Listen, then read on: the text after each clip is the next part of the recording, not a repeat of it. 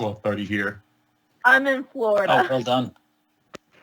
Yeah, I was commenting to someone that this year the sessions really seem to favour people in Australia time zones. Did you notice that, Lars?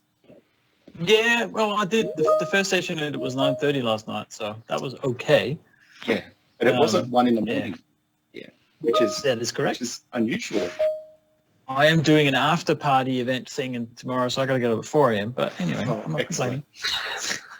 The last session I attended was at 5:30 a.m. yesterday, and I have not been to sleep since attending the other sessions. So I am so tired. I was about to say, I need your brand of coffee. Yeah, this one's a little bit is differently structured to the one towards the end of last year, where that one was kind of like a repeat cycle. Whereas this one, there's different stuff on at different times. So you can't just say, I'll catch this one later, because a lot of it is just a single delivery and then recorded. Yeah. Right. I will start because it is 4:30 now, my time. It's 5:30, whatever it is where you are. So I'll just real quick housekeeping here. Welcome everybody to this TableTalk session on Microsoft Learn, basically, and how you can use it in your own learning path and career. So just a bit of information. So we are the 5 lucky ones that get to divulge some information and talk to all you lovely people. So there's myself, Lars, there's Mark, Pradeep, Ree, you can just call him Ree. I'm very grateful. Thank you, Ree, for that. Because I messed people's names up, I'm sorry. And there's Sarfaraz, which I'm hoping I say right as well. So we will be doing different section of the half hour. So we've got a fair bit to go through. Bit of housekeeping. Please ask questions. This is the whole idea of the table topic, is to ask question table talk rather table topic. Please be on mute. Ask questions in the chat. Raise your hand. There's a little button that says raise hand, and we will try and get to you as well. I cannot promise we answer all questions, but we will do what we can. Just interact and share your LinkedIn, share your Twitter, share your tips, share whatever you want in the chat within reason, obviously. That is within this topic. So that is all the slides I was going to share. So I am going to not share my screen, I think. Yep, so that should have gone now. So first of all, I just want to talk a bit about Microsoft Learn, just set context. So if you are familiar, if you're not familiar, Microsoft Learn is kind of a free platform that Microsoft has set up for learning, hence the name. And it has I'm just going to bring up my website here. So if you go to docs.microsoft.com/learn, you will get to Microsoft Learn, and it is all free. Now, there are all different kinds of ways that you can learn depending on how you like to learn. So if you want to read a lot, there's a lot to read. If you want to watch videos, there's a lot of videos to watch. If you want to do quizzes, a lot of quizzes are part of the learning paths, part of the modules. There's pretty much any way that you want to learn. You can also, it's gamified, so you get points. Yay! Whenever you finish something, and you get free internet points that you can brag about. Please go on mute, whoever is not on mute. There's some very loud noise coming through. So that's Microsoft Learn. It's a very quick introduction to it. There's all levels are there. So there's your beginner, your intermediate, your expert. There's a whole bunch of range of products. It's not just Azure, which is what I've been using Learn for. But there's also Power Platform, Microsoft 365, etc., etc. So I think that's enough introduction for Learn. I am going to let Mark talk now about how to make a career start. I think so. Take it away, Mark. Yeah. Okay. So the part that I get to talk about today is something that I'm not really used to talking about, which is doing study but without having a particular certification goal in mind. So I am very guilty of seeing a new exam announced, scanning through the exam objectives and going, I wonder if I have to put any effort into passing this exam. So over the years, I've done some pretty dumb exams from Microsoft over the years. Things that people deny that these things even exist, and it's like it's on my card, it's there. But there are going to be situations where where studying for exams is just not the right goal. So it could just be the situation that you're in. You may not have the time to really dedicate to it. You might be someone who really likes to just sort of get all your exams done in a short time period, but you'll do like a year of prep and then just go in, get 3 or 4 exams done at the same time. But sometimes it's just that, work and life get in the way of doing exams. The number of times, like I'll have someone say, oh, yeah, I stopped studying because I had to keep rescheduling the exam. So what I always sort of reinforce with people is, you kind of need to break the learning away from the exam process itself. Now, years ago in IT, we could get away with basically mimicking the life cycles of the products that we worked with. So, and those of you who still work primarily with on-prem products, you probably can still do a bit of this, where you get to upskill on a new version of something, and you might still be in that fortunate situation where those skills are going to be current for the next 3 to 5 years. Now, my guess is that most of you maybe have had a little bit of that in the past, but now you're at a point where you really have had to start rewiring your brain in the way that you think about keeping up to date. So you have to get better at filtering information. You have to get, in a lot of cases, you need to be more comfortable being able to say, I don't know, but I can find out. Because if someone says that they're an expert in a particular technology these days, unless it's something incredibly specific, I'm willing to call them a liar. Because technology, if someone comes to you and says, I'm an Azure expert or a Microsoft 365 expert, you go, really? That's fascinating. Who bestowed that title on you?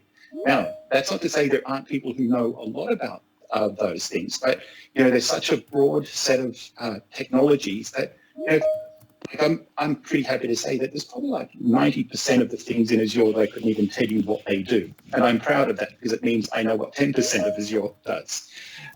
But let's just talk about some of the different reasons why you should still be going through your study, even if it's not going to be associated with an exam. So, really the first one here is that it's a short-term skill that's going to help you with your role. Or maybe you're just getting into the market and you just don't know what to focus on. Now, this is one of those things where if it's something that you don't have a passion for, it's going to be harder to tell you, for a random person to give you advice on, here's the technology that you should look at. And some of the things that I've seen way too often over the years, and this is a good thing, is someone getting into IT through something that interested them on a personal basis. Or maybe you were doing another role where you got steered into doing some IT stuff and you loved that more than you actually loved doing your role. So in cases like this, you might just have to skill up really quickly on something. Now, you may not necessarily have the right skills to begin with, but if at least you know some of the right buzzwords, you know the right terminology, you'll be able to sort of sit there and at least pick up a few of the things that are happening around you, maybe with some of the more, potentially more senior people in your environment. Now, the other thing that you do have to think about, though, is once you've got some of those short-term plans out of the way and the short-term skills that really help you with your current role, in IT, when someone says, oh, this is my 10-year technology learning plan, you can't really have a 10-year. I guess if you're sticking to on-prem stuff, it's probably a bit easier to say that. But if it's cloud, you can't really say, here's what I'm planning on learning over the next 10 years. So long-term here really is going to be a couple of years as opposed to it being, a 5 to 10 year plan. So make sure that, you're looking at things that are potentially extensions of what you're already doing, or maybe if you just want to change fields altogether. Let's say that you're just sort of doing IT support right now, but doing some development work is your focus. Maybe you're not quite ready to jump fully into the world of development, but you start looking at some of the capabilities of, some of the things you can do with DevOps, for example. Maybe scripting isn't a skill you've got, but if you want to get into development, having scripting skills isn't going to hurt you. So there are going to be ways to go through and pick up the skills that you need, focus on areas that are important to you in the short term. Now, in terms of I guess another thing that comes up sometimes is, are there any skills that that you acquire over your your personal IT life cycle that don't apply after a few years?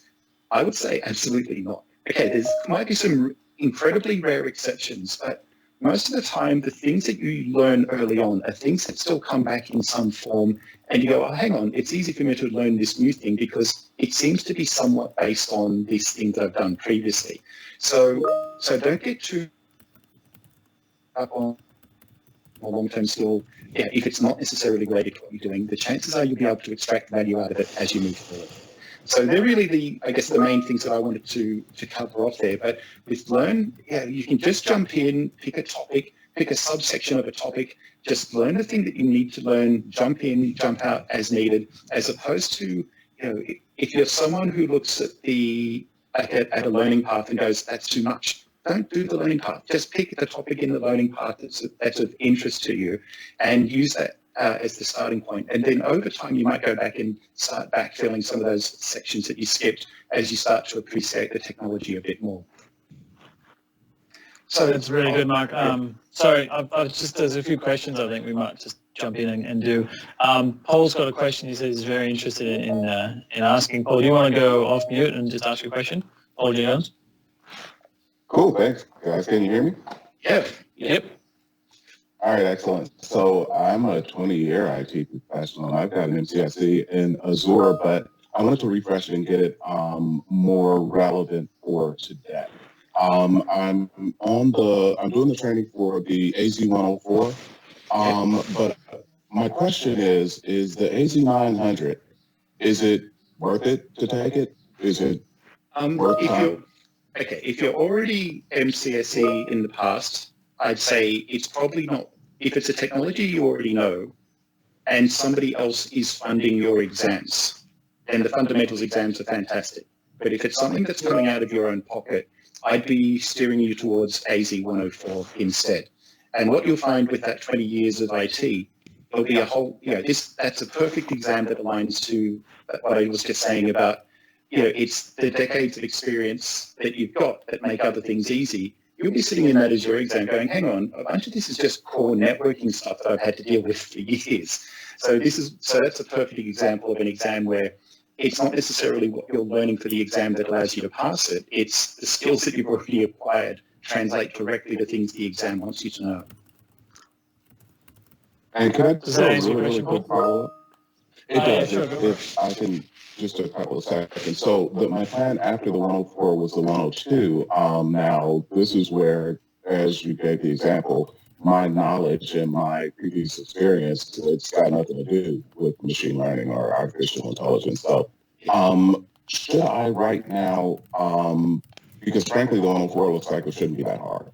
Should I focus more of my time and attention on the learning for the 102 and not ignore, but only hit like some of the 104 areas that I think are more relevant? Does that make any sense to you? Yeah, so I always tell people to color code download that PDF that's got the exam objectives, color code it red, yellow, green based on comfort level with the different technologies, and anything that's green, eliminate it because the exam's not going to ask you anything tougher than what you already know on things you work with. So it might be a better investment of your study time to focus on the thing that, just the things that are outside of your comfort zone should be the focus when you're preparing. Excellent. Thank you so much. Cool. Just a follow-up as well. There's a few questions on what content is coming to Learn and missing content. None of us work for Microsoft, none of us five, we don't know. We have nothing to do with what the content is on Learn, just so as a disclaimer. We can talk to how to use the content that is there, and then what we would use, but we don't know what's coming or what's going. So, is there anything you want to add, Mark, or we might? I think I've used enough time, so I'll hand over. That was very good, though. Yeah, that's just I wanted to add something to Paul's question. So Paul, where you asked about the fundamental examination, and as Mark mentioned previously, if somebody else is paying for it, then it's great to do it. So I guess you can utilize the Microsoft virtual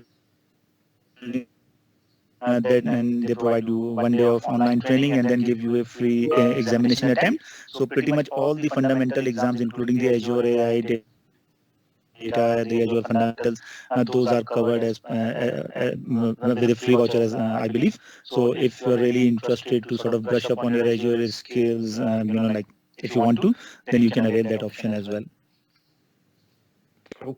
Yeah, Very good. and there's a cloud challenge that's in progress in as a part of Microsoft Ignite. So good leverage on that. Yeah, that's right. Pradeep, over to you about niche. Oh yeah. Yeah, basically, thanks, Mark, and so so basically, I would like to speak a bit about how you find your sort of professional ness in your career.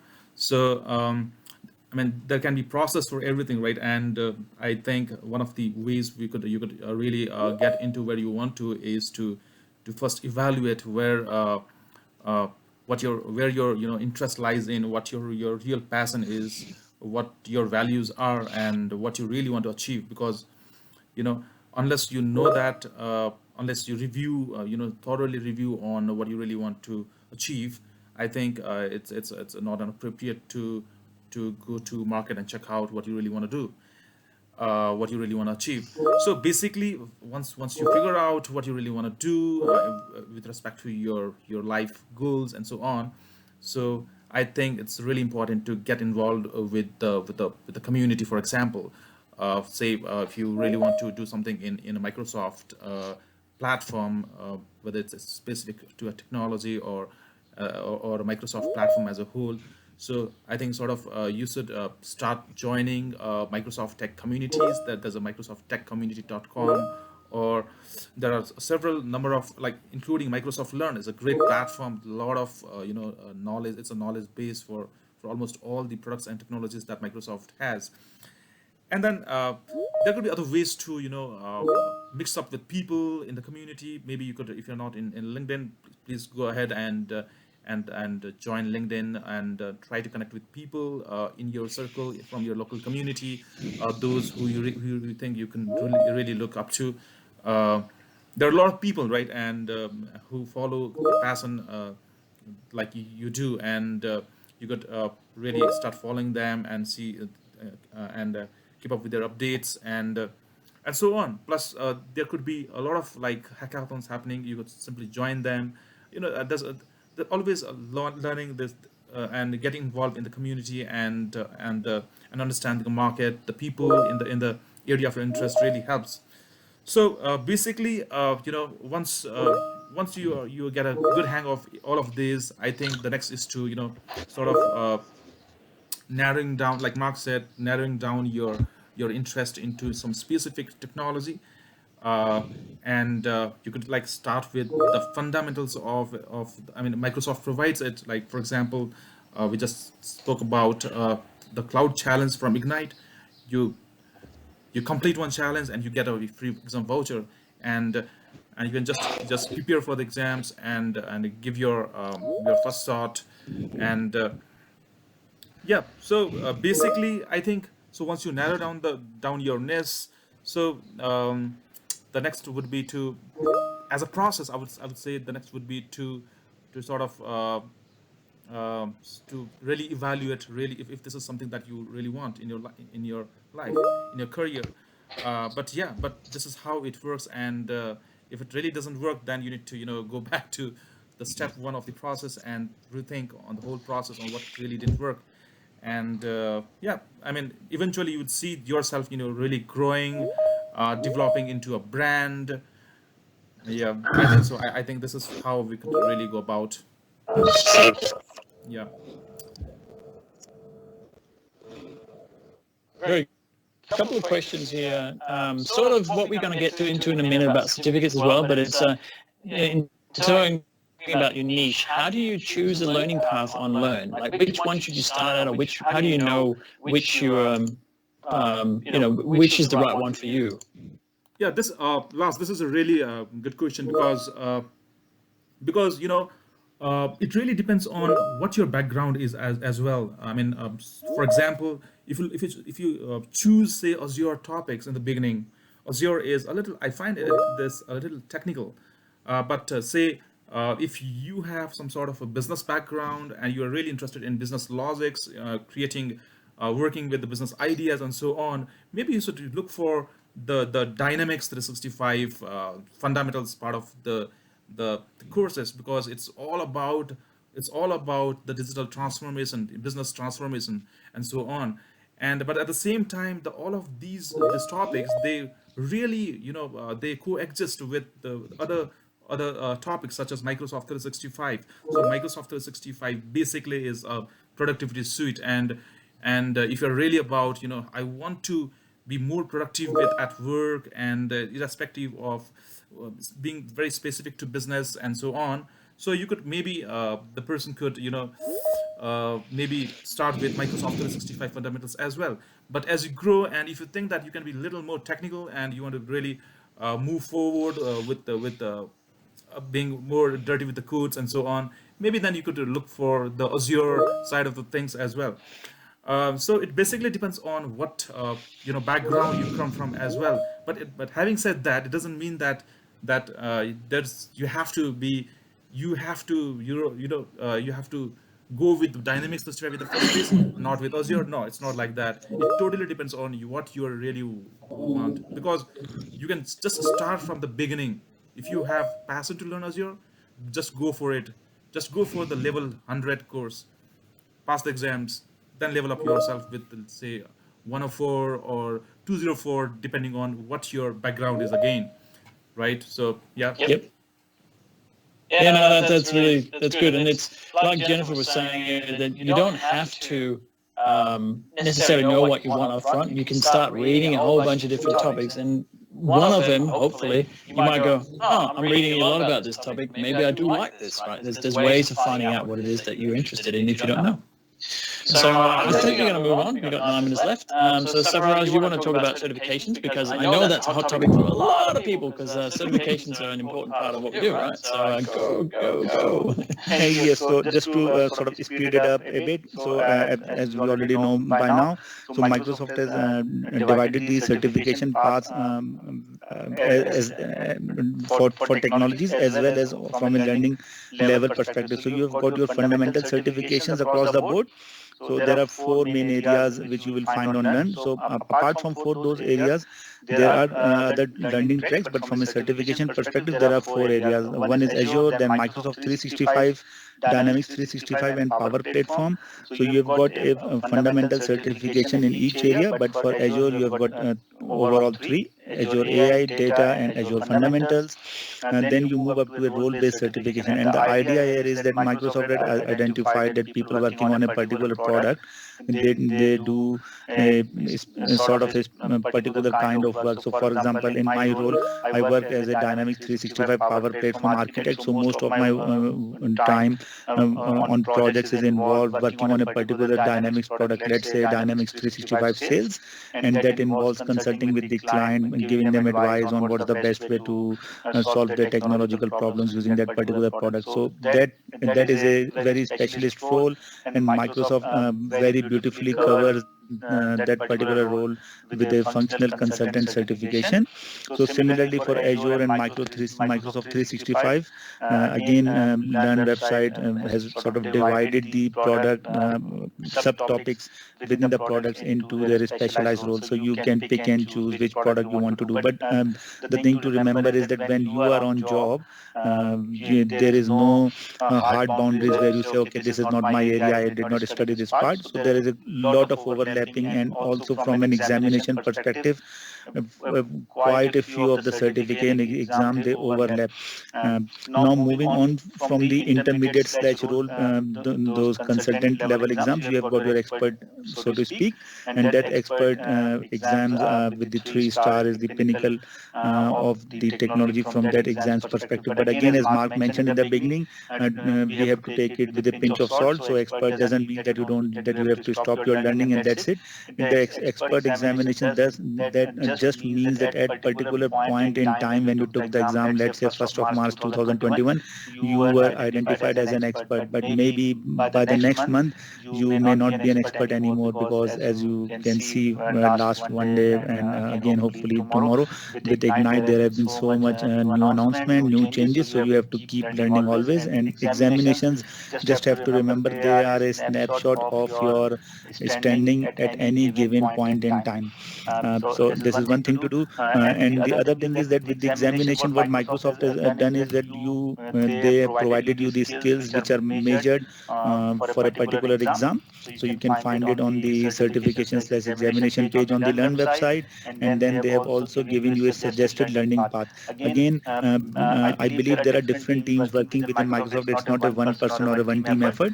So I have noticed it that there are some gaps between the suggested learning path and the study guide. So you can't really say, okay, I'll just cover the suggested learning path and I'm good for the examination. But from an examination study guide perspective, you may have to cover other areas not mentioned in there. Another good tip I just want to give from purely from a certification perspective, and that is sort of to gamify it a bit, and also to and in my opinion to self motivate is not to study from the learning path directly, because the learning path don't give you the indication of Microsoft recommended time, and also it does not show you your progress. So the best thing, in my opinion, if you take one thing away from a certification perspective, take all those learning paths and create a collection.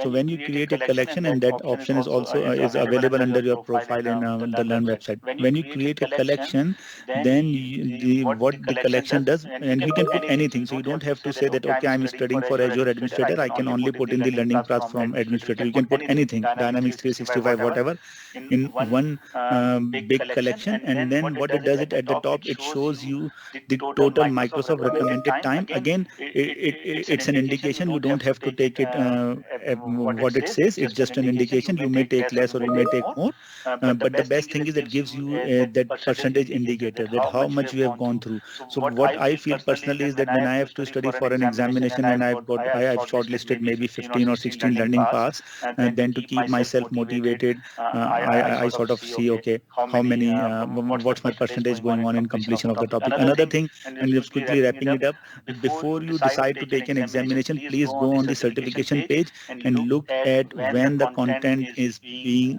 scheduled for update. So for example, today is in Australia, today is 4th of March. So if I decide to take the Azure Administrator exam today, I will just go on to the certification page first and see when the content is scheduled. So the website may say in red font color that the study guide is will be sort of update in 15 days, around 15th of March or 20th of March. So with your comfort level with the subject, you need to take a quick decision whether you want to study with the current study guide and attempt your examination before that date. Otherwise, it's no use to start studying now, and when the study guides updates on the 15th of March, you may be in a position where you have to sort of study a whole lot of material again. This is purely from a certification perspective, but as Mark mentioned, if you are using the website purely from a learning perspective, then you don't really have to sort of worry about what's going on with these study guides. So just quickly wrapping it up, any questions? Great to know. There's a couple of questions on comments/questions saying, well, the exams are changing all the time, and there's always new material, and there's always new stuff to learn. Now, in my experience, I think because we just changed to the role-based system, there was a lot of changes the first 18 months, and I think that's going to slow down. I mean, what do you reckon, Sarfaraz? Yes, and that's the thing. It's slowing down, and also with the rate of the technology overall, you have to be highly motivated if you are thinking about going down the certification path, because it's a very limited window where you have the study guide locked up. So it may be about I guess 3 to 4 months maximum before the study guide gets updated, or before the content changes drastically. So you have maybe about 3 to 4 months before you have to sort of go from 0 to 100 for a particular exam. Also good to know is that when you are studying, just see what are the related topics. So as an example, I have my background in Dynamics 365 and Power Platform, but recently I'm just going into Azure.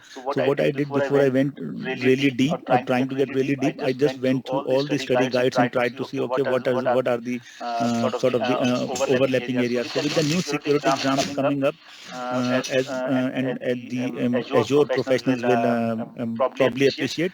So Azure Active Directory just to say, as an example, that topic has its own exam now. The security identity and access administrator, which is in beta, and also that particular topic I found out what I found from the study guides is that it's covered in almost all Azure subjects, Azure exams, and it takes about 20-25% of every exam. So it's good to know what are the common overlapping areas and focus on those areas. But again, as I mentioned, the window is very limited because of the change of development. So you will have only probably maybe 2 to 3 months for each exam before it changes drastically. That's very thorough. Thank you very much. There's a lot of questions, but we're kind of out of time.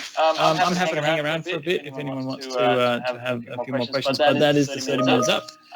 There are other sessions that are available now, I believe. So thanks everybody. Thanks to all my panel team, table topic masters, whatever you want to call them, and also to Mark's NinjaCat. So that was an unadvertised guest. Yes. Bonus.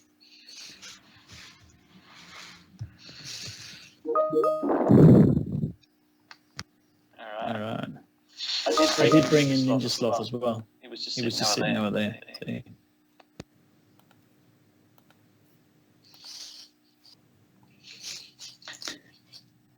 I also have a raccoon with no pants, but I'm not allowed to show it. We are PG rated here. I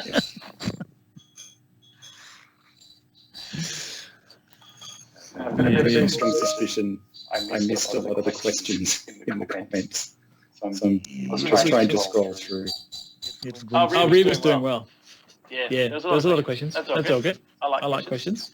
So feel free if anyone has a question to go off mute and ask it or whatever. We've got a few minutes. We can stick around. Goes so fast.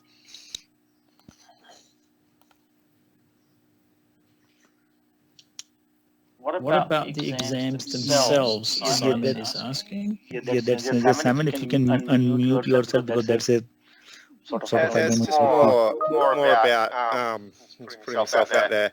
I really struggle with exam anxiety, and in order for me to actually even be ready for an exam, I have to study heaps to feel really confident that I know the content.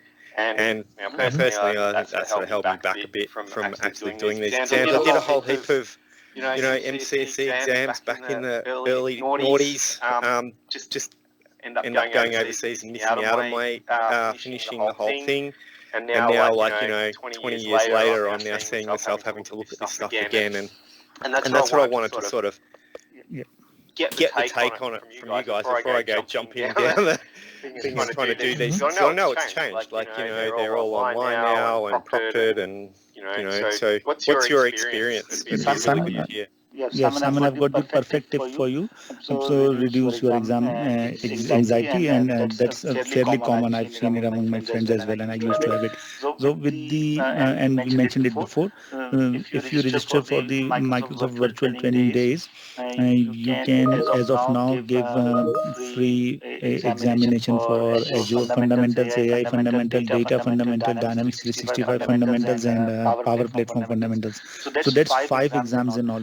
And believe me, don't get confused with the fundamentals name. Some of those exams are not that easy, but in your particular case, what it gives is, if you take these 5 exams, it gives you an idea of, like the exam process, how the online, if you're taking it from home, online, what the online process is, how do you have to, identify yourself that you are Simon, how do you identify your surroundings that nobody is watching you, and also with the invigilators, sometimes they are very strict. If you put it, if you're doing something like this, they say you can't do it, you have to sit straight, those kind of things. So you get the experience of, like with every exam, you get the same experience, number one, and you also get to sort of practice on the timekeeping for the examination, and also it slightly reduces your anxiety. Because I know some of the people, they're good with technology, but then they struggle with these type of things. And I have to sit straight, I have to sit in a room, nobody can come in, and those kind of things.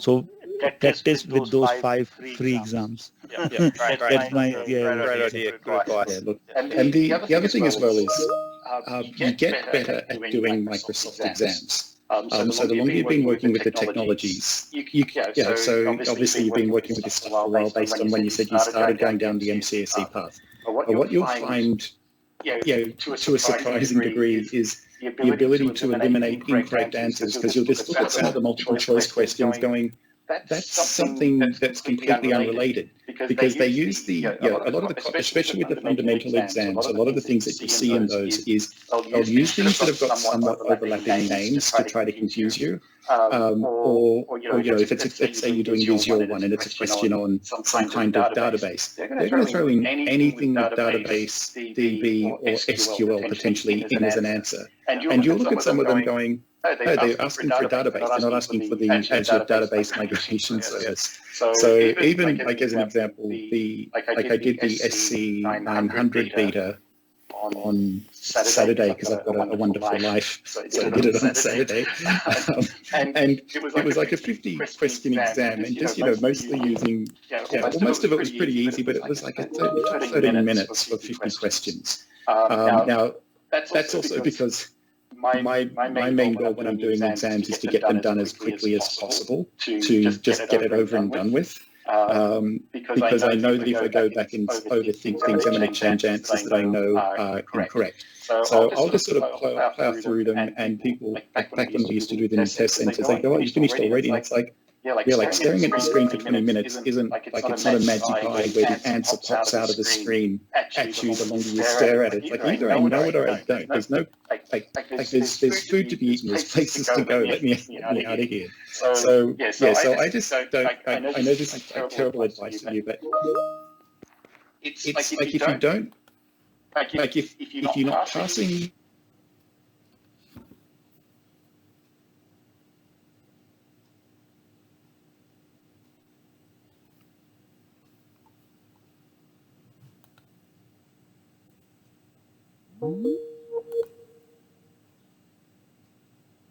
fundamentals training, and there's so much nervousness around it. Now, luckily for these people, they're actually working for an organisation that actually pays for their exams. So when I tell them just treat it as a trial run, do the real exam as a practice exam, and there's 2 possible outcomes. The first one is the best outcome, which is you pass without putting in anywhere near the study you thought you had to do. The second one is you didn't pass, but you've got a much better idea of what you need to know. I think that's good advice, but there'll probably be people telling me that that's terrible advice. So you've got to take it seriously.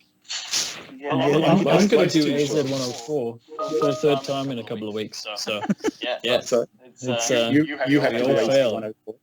Well, I want to pass it. I'm a developer. I know nothing about sysadmin, right? So AZ 104. Sorry, I'm talking over the top of you.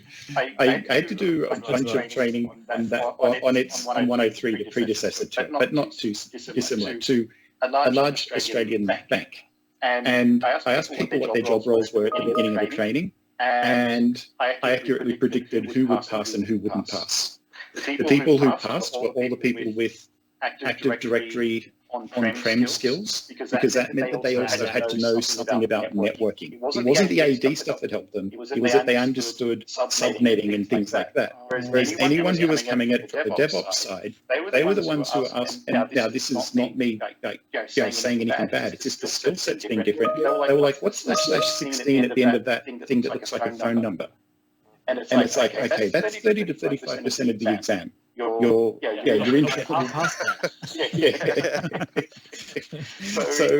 one of the things where, but even there, like it was, even if you look at the exam description between AZ 103 and AZ 104, they really cleaned that up, because the AZ 103, sorry, I spend way too much time on this stuff, but the AZ 103 description was basically saying that you had to be an on-prem admin with X number of years experience.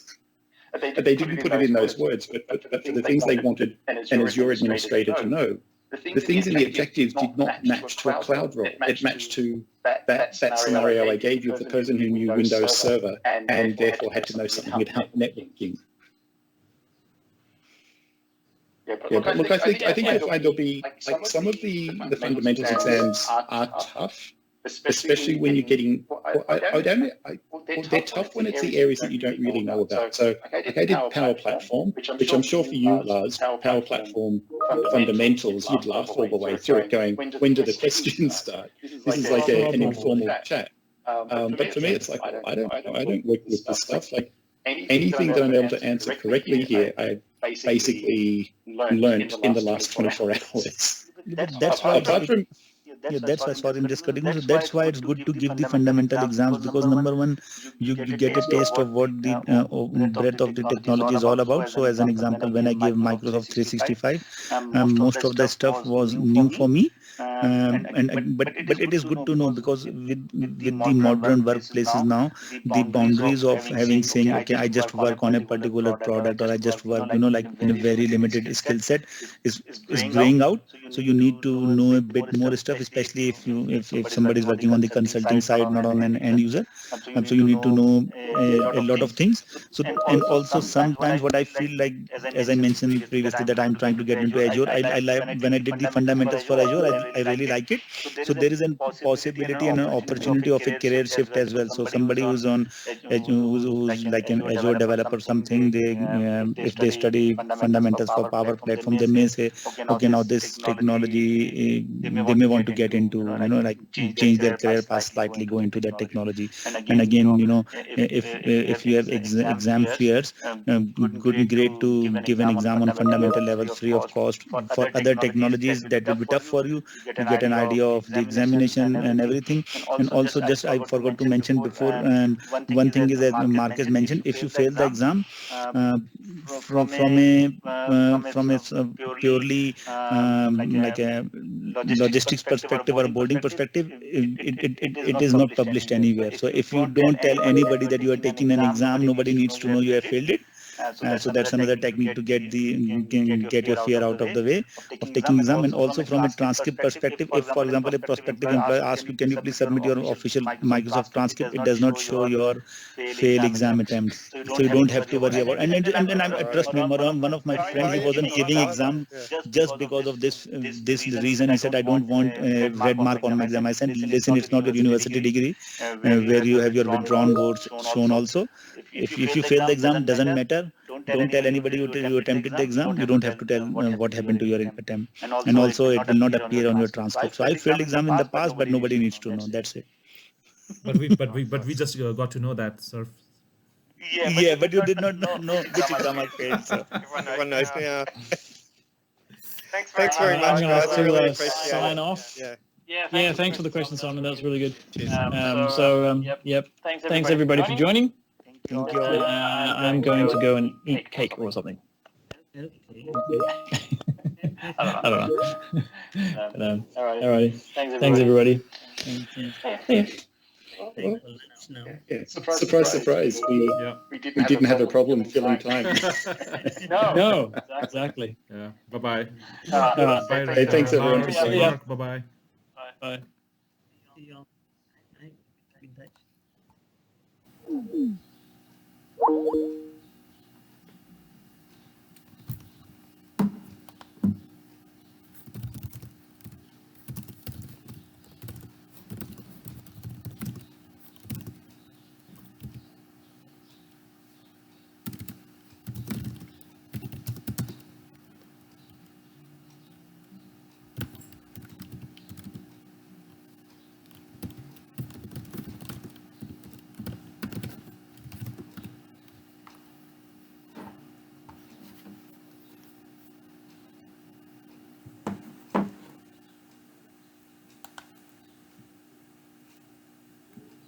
you.